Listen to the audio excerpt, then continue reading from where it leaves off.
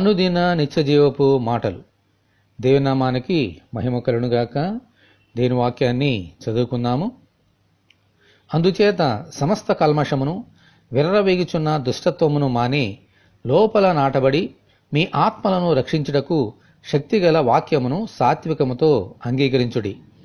యాకోబు రాసిన పత్రిక 1వ అధ్యాయము 21వ వచనం.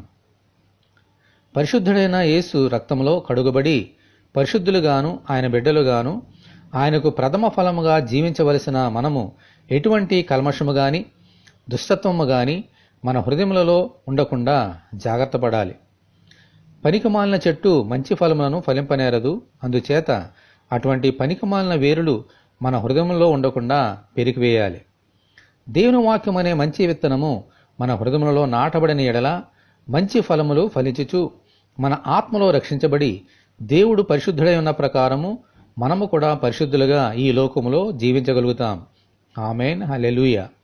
కాబట్టి దేవుని వాక్యం అనే విత్తనమును సాత్వికముతో అంగీకరించి ఆ వాక్యమునకు లోబడి 30దంతులుగాను 60దంతులుగాను 100ంతులుగాను ఫలించుదాము. దేవునికి స్తోత్రము కలుగునుగాక. ఆమేన్. ఇటువంటి కృప కొరకు మనమందరము దేవుని వేడుకుందాము. దేవుని వాక్యమే ఉన్న ప్రభువా, మీకు వందనములు. మీకు వ్యతిరేకముగా పాపము చేయకుండానట్లు మా హృదయములలో మీ వాక్యమును ఉంచుకొని మీ కొరకు ఫలించినట్లు అనుగ్రహించమని, ఈ వాక్యం వింటున్న నీ బిడ్డలందరినీ అలాగున దీవించమని ప్రభువైన యేసుక్రీస్తు ద్వారా ప్రార్థన చేయుచున్నాము తండ్రి. ఆమేన్.